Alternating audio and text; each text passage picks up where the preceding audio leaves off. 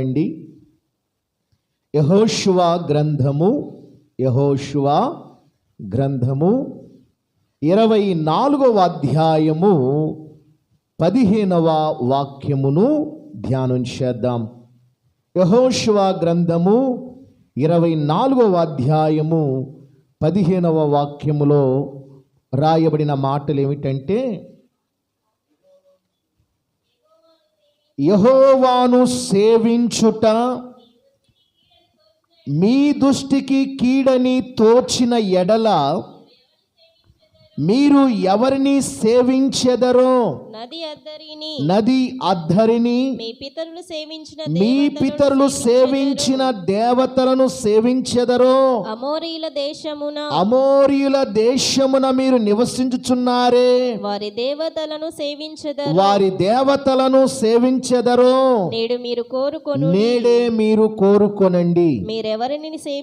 మీరెవరిని సేవింపగోరికొనినను నేనును నా ఇంటి వారును యెహోవాను సేవించెదము అనేను. చిన్న ప్రార్థన చేద్దామా? మహాపరిశుద్ధుడా, మహోన్నతుడా, సకలాశీర్వాదాలకు కారణభూతుడా, నీకు వందనాలు, స్తోత్రాలయ్యా. ఈ 2026వ సంవత్సరము మార్చి నెల 7వ తారీఖు కుటుంబ ఆశీర్వాద కూడికలో నీ బిడ్డలుగా ఉన్న మేము ఈ రాత్రి మీ కృపాసనం మీదకు చేరి వచ్చి ఇప్పటి వరకు చక్కటి ఆత్మీయమైన సంకీర్తనలతో మీ నామాన్ని ఈ రాత్రి స్తుతించి ఆరాధించే భాగ్యాన్ని మీరు మాకు దయచేశారు. అందుకు స్తోత్రాలు. ఈ రాత్రికాల సమయమందు నాయన యెహోషువ గ్రంథము 24వ అధ్యాయము 15వ చరణములో వ్రాయబడిన మాటలు మేము ధ్యానము చేస్తూ ఉండగా ఈ రాత్రి నిలువబడిన మీ సేవకులను కొద్ది నిమిషములు మీరు మరుగుపరిచి మీ మాటలు ఈ రాత్రి మీ సేవకుల నోట మీరు ఉంచి మీరు మాతో స్పష్టముగా మీరు మాట్లాడి మీ నామానికే మీరు మహిమ పొందవలసినదిగా వేడుకొనుచు యేసు నామములో అడిగి ప్రార్థించుచున్నాను తండ్రి, ఆమేన్. క్రీస్తునందు ప్రియ సహోదరి సహోదరులారా, ఈ చదవబడి ఉన్నటువంటి ఈ వాక్య భాగమును మనము గమనించినట్లయితే, ఐగుప్తు బానిసత్వము నుండి ఇశ్రాయేలీలు మోషే నాయకత్వములో మరి వారు ఎర్ర సముద్రాన్ని దాటి ఇద్దరికి వచ్చినప్పుడు మరి మోషే గారి యొక్క మరణాంతరము తదుపరి యెహోషువ నాయకత్వములో ఇశ్రాయేలీలు యోర్దాను నదిని దాటి అద్దరికి వచ్చారు. అలాంటి పరిస్థితిని మనము గమనిస్తే,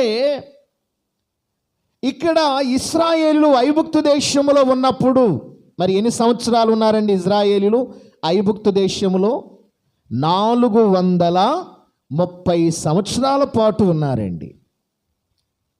ఆ 430 సంవత్సరాల పాటు వాళ్ళ జీవిత విధానాలు, వారి యొక్క పరిస్థితులను మనము గమనిస్తే, ఆ 430 సంవత్సరాలు వాళ్ళు ఐగుప్తులో ఉన్నంత కాలము వారు చీకటిలోనే మెసలారండి. వెట్టి చాకిరి, బానిసత్వం యొక్క బ్రతుకులు, వారి కష్టార్జితమంతా కూడా ఐగుప్తులోనే వాళ్ళు దారబోసారు ఇశ్రాయేలీలు. ఎట్టకేలకు వారు దేవునికి మొర్రపెట్టారు.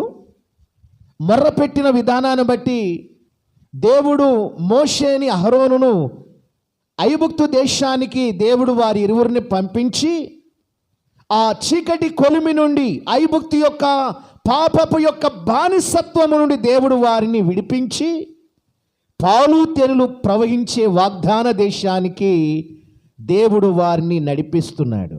నడిపించే సమయంలో మరి ఎర్ర సముద్రమును దేవుడు 2 పాయలుగా చీల్చి ఆరిన నేలలో వారిని నడిపించాడు. అలాగే ప్రియులారా, మరి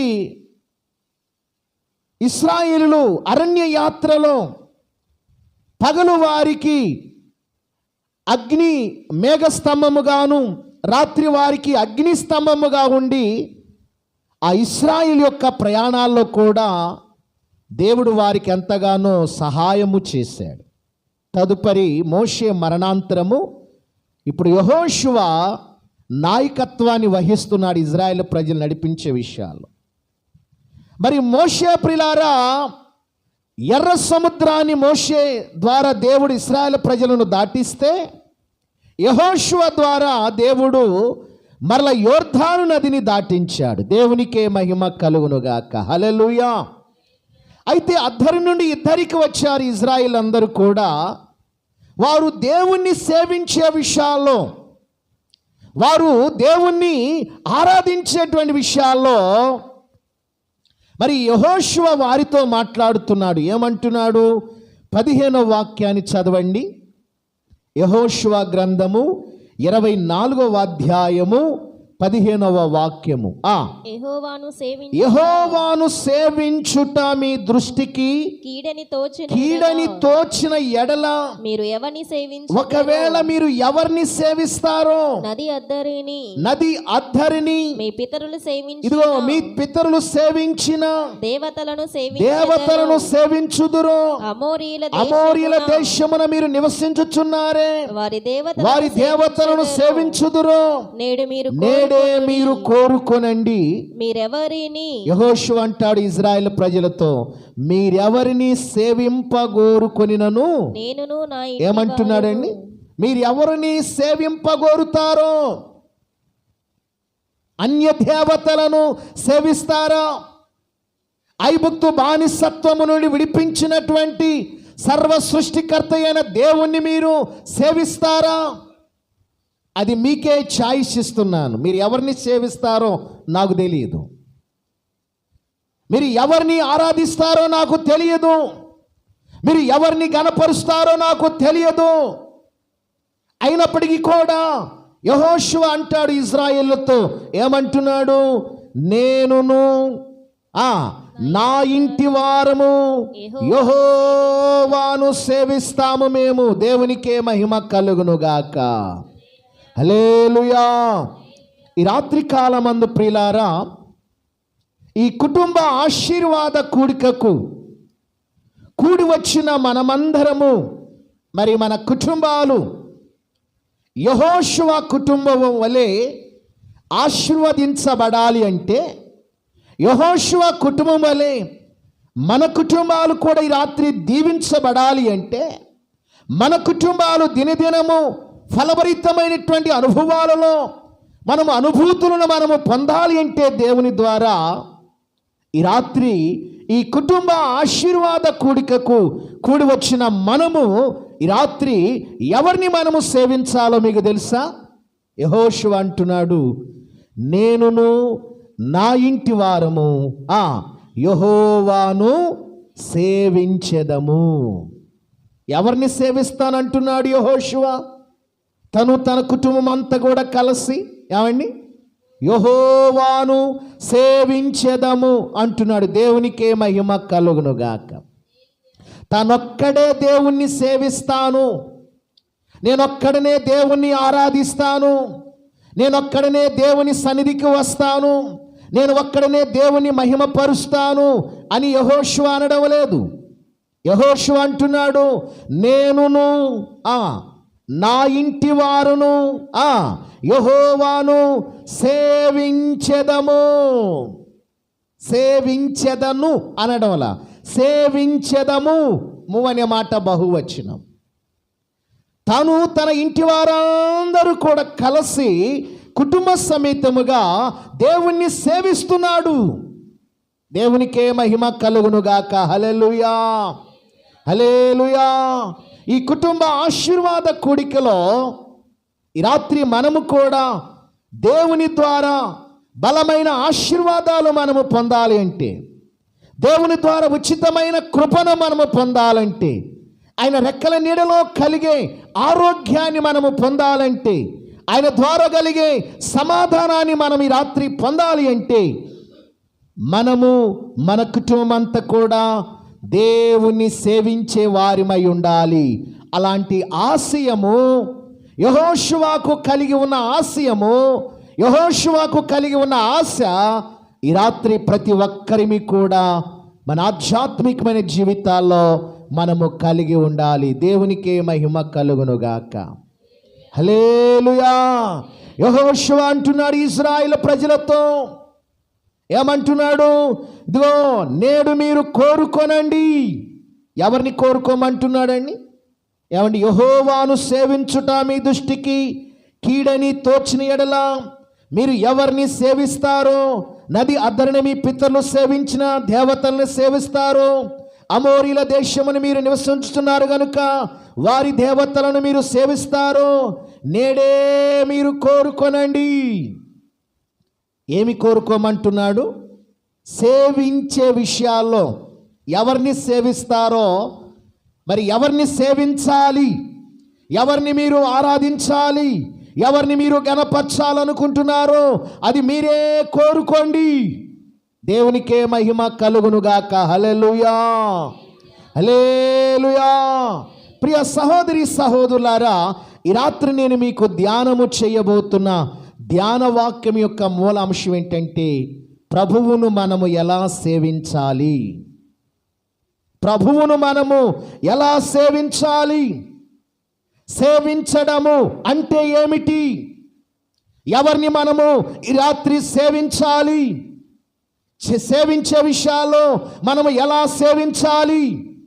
సేవించడము ద్వారా కలిగే పిల్లరా ఆశీర్వాదాలు ఏమిటి అనే విషయాన్ని క్లుప్తముగా 4 విషయాలు మీకు ఈ రాత్రి నేను మీకు జ్ఞాపకం చేసి నా మాటలు త్వరితముగా ముగించడానికి ప్రయత్నం చేస్తాను. యెహోషువ అంటున్నాడు, ఏమంటున్నాడండి యెహోషువ?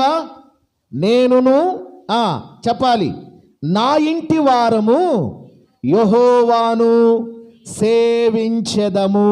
సేవించెదము, సేవించెదము అనగా ఆ మాటకు అర్థం ఏంటంటే, మనకు కలిగి ఉన్న సమస్తాన్ని కూడా విడిచి ఆయనను వెంబడించడమే ఆయనను సేవించడము.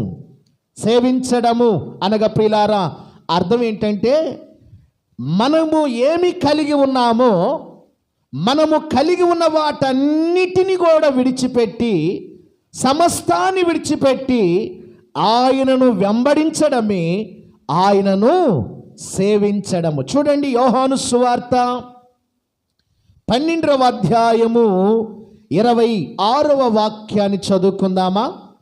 యోహాను సువార్త 12వ అధ్యాయము 26వ వాక్యము. ఒకడు నన్ను సేవించిన ఎడల, ప్రభువారు అంటున్నాడు, ఏమంటున్నాడు? ఒకడు నన్ను సేవించిన ఎడల నన్ను వెంబడించాలి. అప్పుడు నేను ఎక్కడ ఉందును అక్కడ నా సేవకుడు ఉంటాడు. ఒకడు నన్ను సేవించిన ఎడల నా తండ్రి నన్ను సేవించిన వాడిని నా తండ్రి ఏం చేస్తాడంటే ఘనపరచును. సేవించే వారిని దేవుడు ఘనపరుస్తాడు. దేవునికే మహిమ కలుగునుగాక. దేవుణ్ణి సేవించడము అనగా ఏమిటి అంటే ప్రియులారా, ఏమిటంటే దేవుణ్ణి సేవించడం అంటే ఆయనను వెంబడించడమే దేవుణ్ణి సేవించడము. ప్రియులారా, దేవుడు ఎక్కడ ఉన్నాడో అక్కడ తన సేవకుడు ఉంటాడు. ఒకడు దేవుణ్ణి సేవించిన ఎడల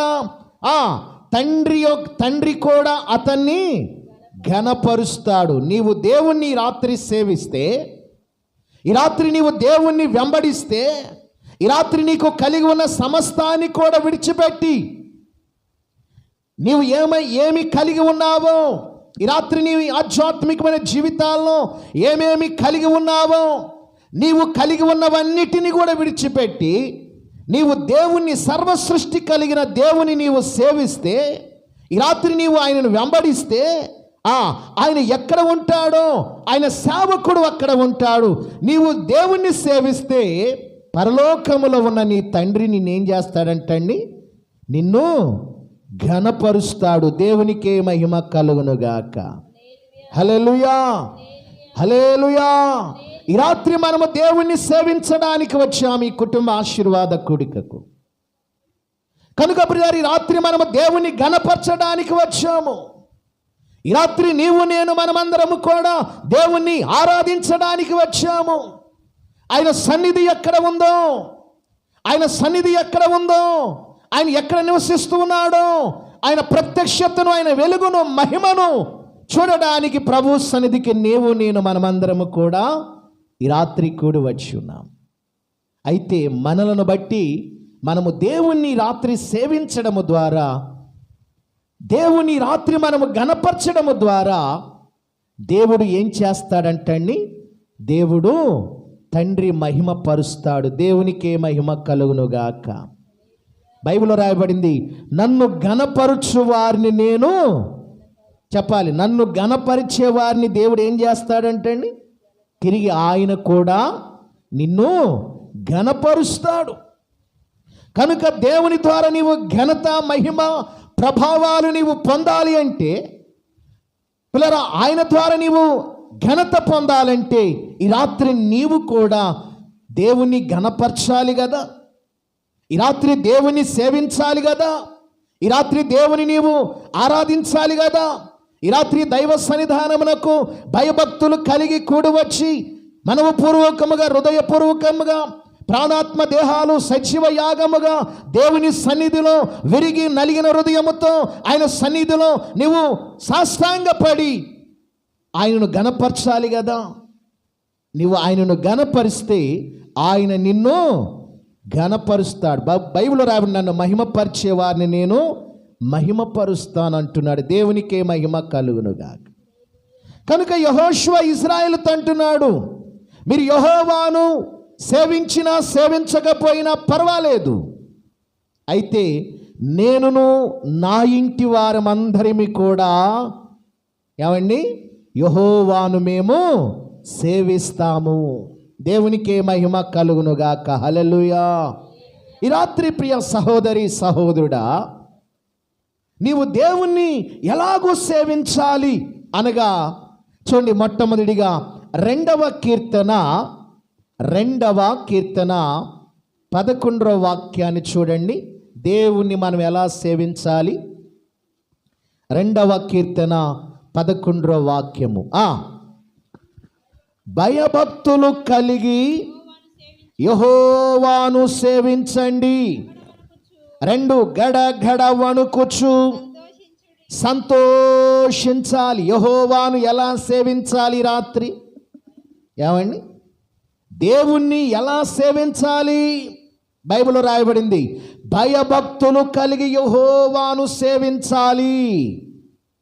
సేవించే విషయాల్లో, దేవుని ఆరాధించే విషయాల్లో, దేవుని ఘనపరిచే విషయాల్లో, దేవుని మహిమపరిచే విషయాలలో, మహిమపరిచేవారు, ఘనపరిచేవారు, ఆరాధించేవారు, ఆర్భాటించేవారు, ఆత్మలో పరవశించేవారు, వారిలో మొట్టమొదటిగా భయము ఉండాలి, భక్తి ఉండాలి. దేవుడంటే భయము, దేవుడంటే భక్తి కలిగి ఉండాలి. ఈ 2 కలిగి మనము యెహోవాను సేవించాలి. భయము, భక్తి ఉన్నంత మాత్రాన సరిపోదు.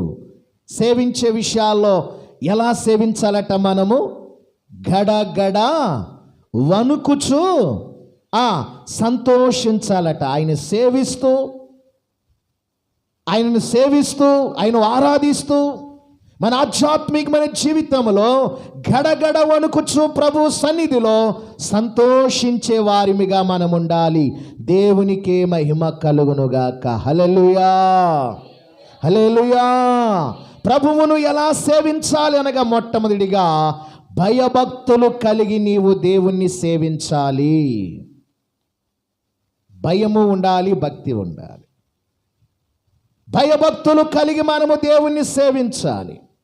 రెండవదిగా మనము చూద్దాము, ద్వితీయోపదేశ కాండము ప్రియులారా చూడండి, 10వ అధ్యాయము 12వ వాక్యమును మనము చూస్తే దేవుణ్ణి ఎలా సేవించాలి అనగా రెండవదిగా ఏ రీతిగా దేవుని సేవించాలంటే అండి, కాబట్టి ఇశ్రాయేలు ద్వితీయోపదేశ కాండము 10వ అధ్యాయము 12వ వాక్యము 10-12.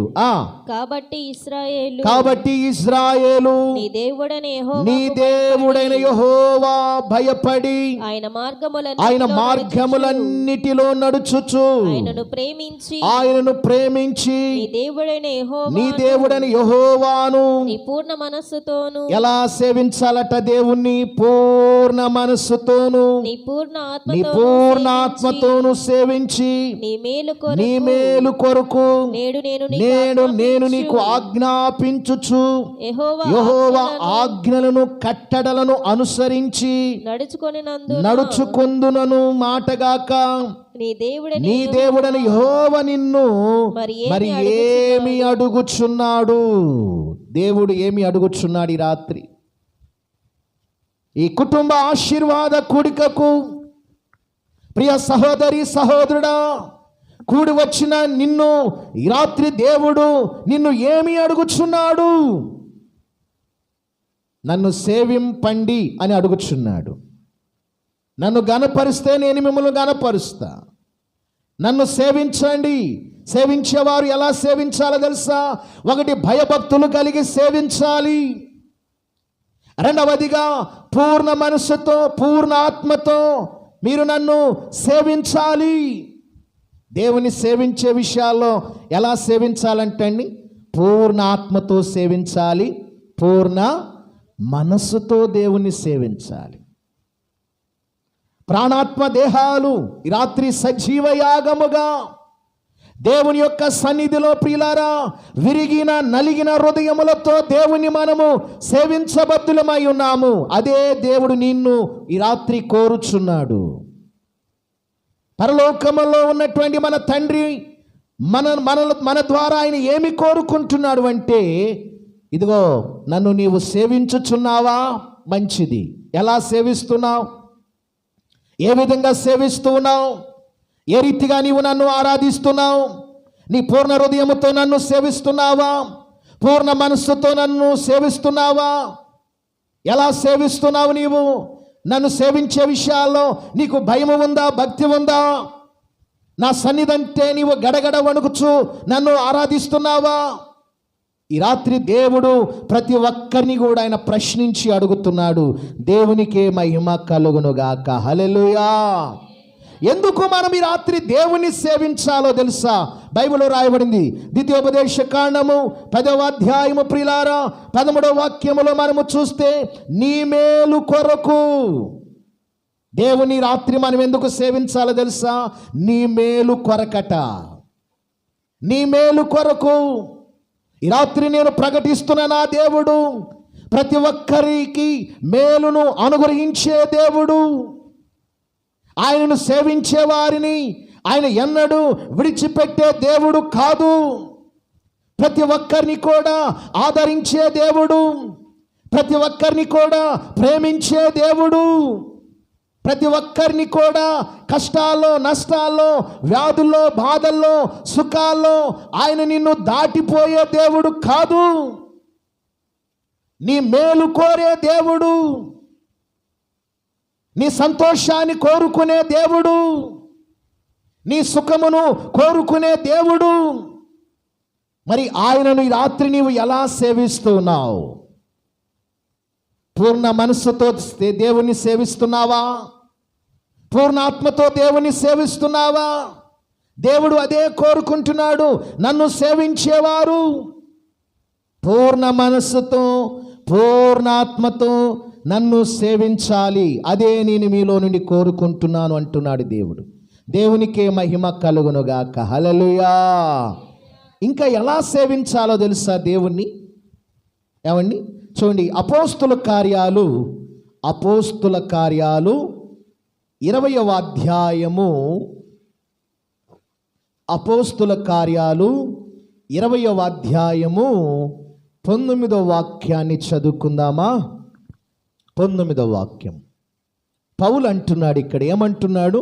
యూదుల కుట్ర వల్ల నాకు శోధనలు సంభవించినను కన్నీళ్లు విడుచుచు పూర్ణమైన వినయ భావముతో నేనెలాగూ ప్రభువును సేవించుచుంటినో మీకే తెలియను. పౌలు అంటున్నాడు ఇక్కడ, దేవునికే మహిమ కలుగును గాక. పౌలు దేవుణ్ణి ఎలా సేవించాడంటండి? ఎలా సేవించాడండి? ఏమండి, ఎలా సేవించాడంట? చదవండి ఆ మాటను. కన్నీళ్లు విడుచుచు పూర్ణమైన వినయ భావముతో నేను ఎలాగూ ప్రభువును సేవించితినో మీకే తెలియను. దేవునికే మహిమ కలుగును గాక. హల్లెలూయా, హల్లెలూయా. పౌలు ఆసియాలో ఉన్నప్పుడు, పౌలు మిషనరీ ప్రయాణము చేస్తున్నప్పుడు, పౌలు ప్రియులారా చూడండి, అన్యుల మధ్య సువార్తను ప్రకటిస్తున్నప్పుడు చూడండి, అతడు పడిన ప్రయాస, అతడు పడినటువంటి వేదన, ప్రభువును అతడు ఎలా సేవించాడో ఇక్కడ మనము చూస్తున్నాము. కన్నీళ్లు విడుచుచు వినయ భావముతో దేవుణ్ణి పౌలు సేవించాడట. దేవునికే మహిమ కలుగునుగాక. దేవుణ్ణి సేవించే వారికి కన్నీళ్లు రావాలి. కన్నీళ్లు మాత్రమే కాదు, వినయ భావముతో దేవుణ్ణి మనము సేవించవలసిన వారమై ఉన్నాము. పౌలదంటున్నాడు, ఇదిగో శోధనలు సంభవించినప్పుడు నేను కన్నీళ్లు విడుచుచు పూర్ణమైన వినయ భావముతో నేను ఎలాగున ప్రభువును సేవించుతునో మీకే తెలియను కదా అంటున్నాడు. వినయ భావముతో దేవుణ్ణి సేవించాడు, కన్నీళ్లు విడుచుచు దేవుణ్ణి సేవించాడు. దేవునికే మహిమ కలుగునుగాక. హల్లెలూయా, హల్లెలూయా.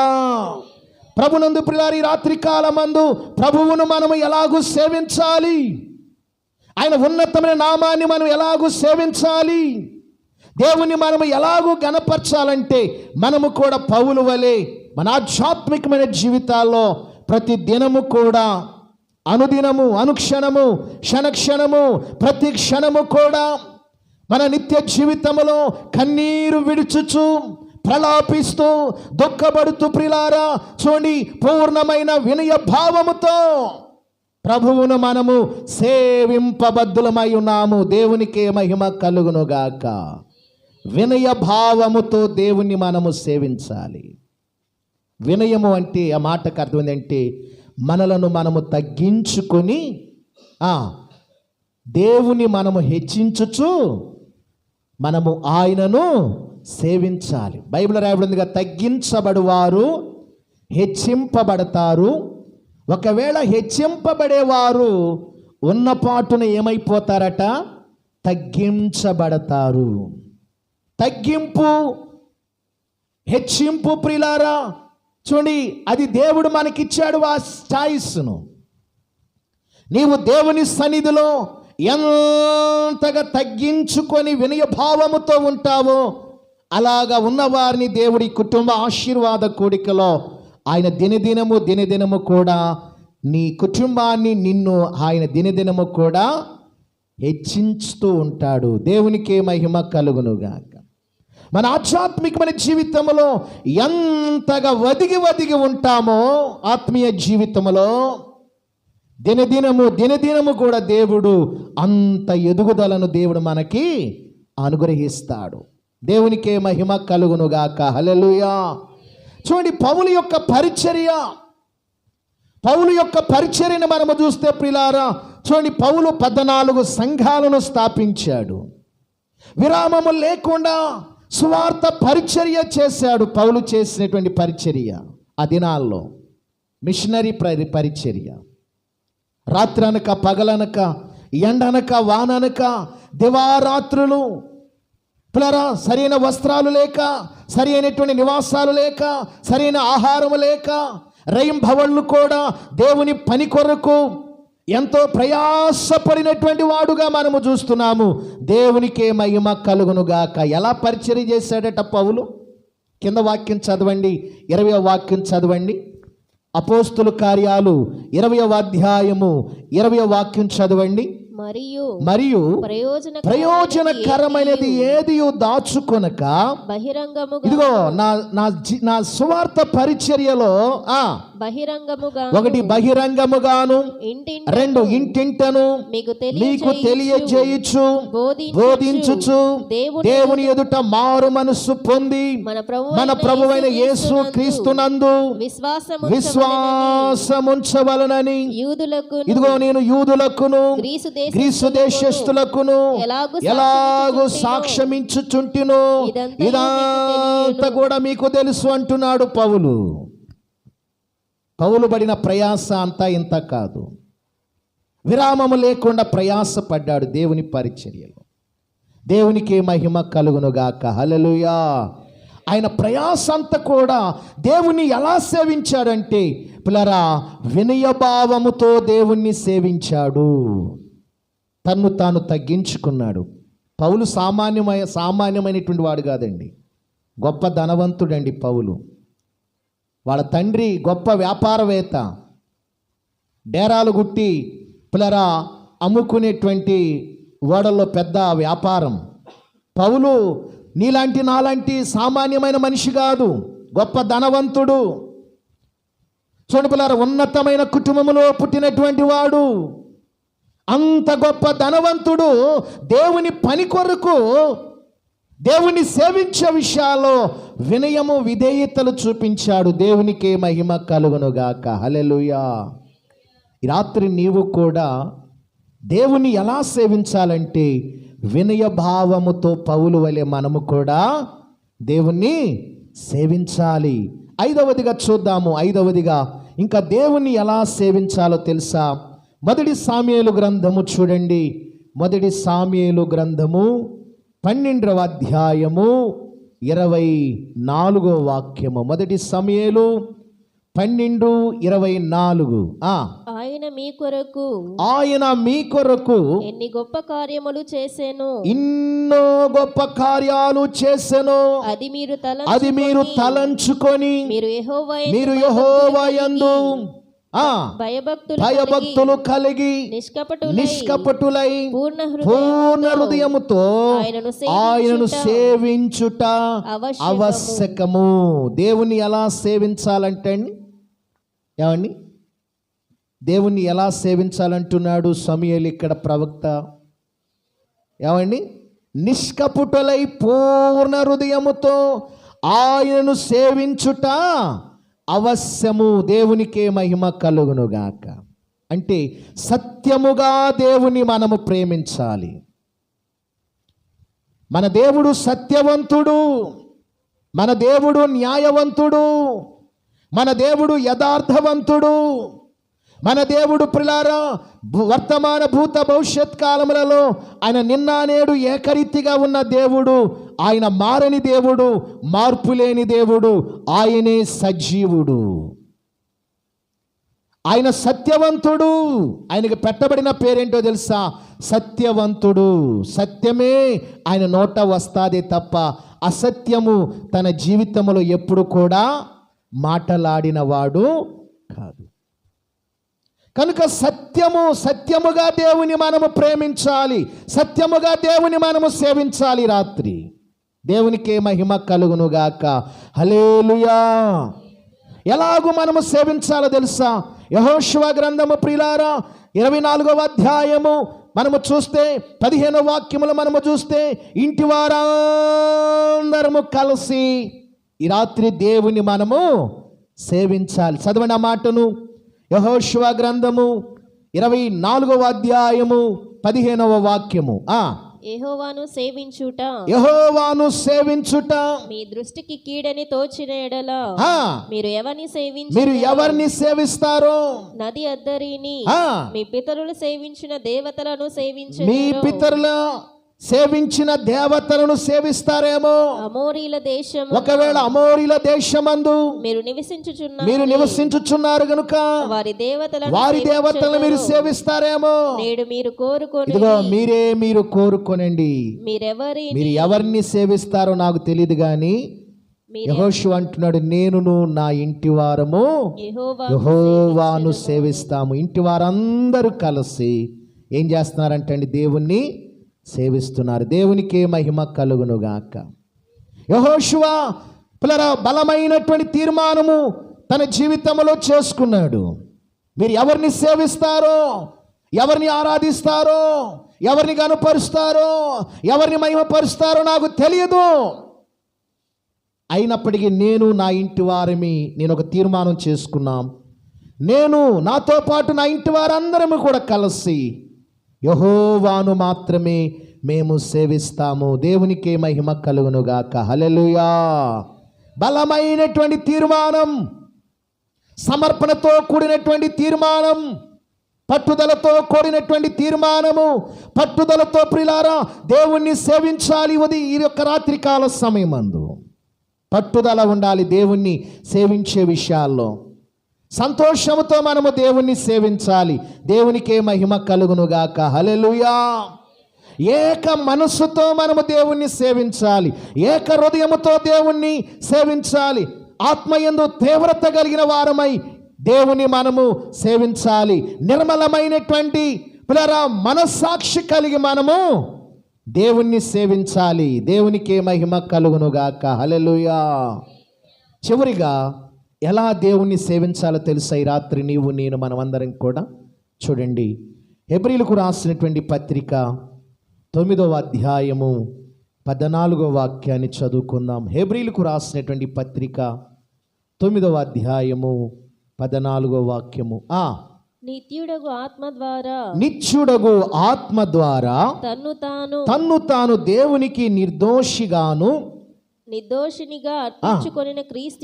అర్పించుకొనిన క్రీస్తు యొక్క రక్తము నిర్జీవ క్రియలను విడిచి జీవము గల దేవుని సేవించుటకు మీ మనస్సాక్షిని ఎంతో ఎక్కువగా శుద్ధి చేయును. దేవుణ్ణి ఎలా సేవించాలంటున్నాడు ఇక్కడ పౌలు. హెబ్రీలో ఉన్న సంఘానికి, చివరి సంఘానికి పౌలు తెలియచేస్తున్నాడు. ఇది చివరి సంఘం, 14వ సంఘం. మొదటి సంఘము రోమా సంఘం, చివరి సంఘము హెబ్రీలు సంఘం. హెబ్రీలకు రాసిన పత్రికలో హెబ్రీ సంఘానికి పౌలు తెలియచేస్తున్నాడు. ఏమని తెలుసా? నిర్జీవ క్రియలను విడిచి, ఓ హెబ్రీలో ఉన్న సంఘమా, దేవుని మీరు ఎలాగూ సేవించాలో మీకు తెలుసా? ఇదిగో మీలో ఉన్న నిర్జీవ క్రియలను విడిచి, నిర్జీవమైన క్రియలను విడిచి నిర్మలమైన మనస్సాక్షితో ఆత్మయందు తీవ్రత కలిగిన వారై, సంఘమంతా కూడా ఏక మనస్సులు కలిగిన వారై దేవుని సన్నిధిలో అర్పణలు అర్పిస్తూ దేవుని మీరు సేవించండి. మీ హృదయాలు దేవుని తట్టు తిప్పి, మీ మనస్సులు దేవుని తట్టు తిప్పి, బలమైనటువంటి తీర్మానము మీ హృదయములో మీరు చేసుకొని పట్టుదల కలిగి ఇదిగో మీరు దేవుణ్ణి సేవించండి అని చెప్పి పౌలు హెబ్రీలో ఉన్న సంఘానికి చాలా విషయాలు ప్రబోధించి మాట్లాడుతున్నాడు. మాట్లాడుతూ చివరిగా అంటున్నాడు, నిర్జీవ క్రియలను విడవండి. మీలో ఉన్న నిర్జీవ క్రియలను విడిచిపెట్టి అప్పుడు దేవుణ్ణి మీరు సేవించండి. అప్పుడు దేవుని సేవించడం ద్వారా కలిగే ఆత్మ సంబంధమైన ఆశీర్వాదాలు ఎలా ఉంటాయో మీ జీవితాల్లో మీరు చూడగలుగుతారని పౌలు చక్కని విషయాన్ని ప్రబోధించి మాట్లాడుతున్నాడు. దేవునికే మహిమ కలుగును గాక. కనుక ప్రియులారా, దేవుని సేవించడం అనగా మనకు కలిగి ఉన్న సమస్తాన్ని కూడా విడిచి ఆయనను వెంబడించడమే దేవుణ్ణి సేవించడం. యెహోషువ అంటున్నాడు ఆనాడు ఇజ్రాయేలుతో, మీరు యెహోవాను సేవించినా సేవించకపోయినా పర్వాలేదు, నేనును నా ఇంటి వారు మాత్రము యెహోవాను సేవిస్తాము. దేవునికే మహిమ కలుగునుగాక. ఎలా సేవిస్తామంటున్నాడు ఇజ్రాయేల్ ప్రజలతో అంటే, ఒకటి నిర్జీవ క్రియలను విడిచి సేవిస్తాను అంటున్నాడు. నిర్మలమైన మనస్సాక్షి కలిగి దేవుణ్ణి సేవిస్తాము అంటున్నాడు. తీవ్రమైన ఆత్మ కలిగి దేవుణ్ణి సేవిస్తాము నేను నా ఇంటి వారు అంటున్నాడు యెహోషువ. ఇంకంటున్నాడు, ఇదిగో ఏక మనస్కులమై ఏక మనసులమై అర్పణలు అర్పిస్తూ సంతోషముతో మనవపూర్వకముగా హృదయపూర్వకముగా పట్టుదల కలిగి నేనును నా ఇంటి వారమందరము కూడా యెహోవానే సేవిస్తాము అని యెహోషువ ఇజ్రాయెల్ ప్రజలతో చెప్పుచున్నాడు. కనుక ఈ రాత్రి నీవు నేను కూడా మనమందరం కూడా యెహోషువ కుటుంబం వలె మనము కూడా సేవించి ఆయన ద్వారా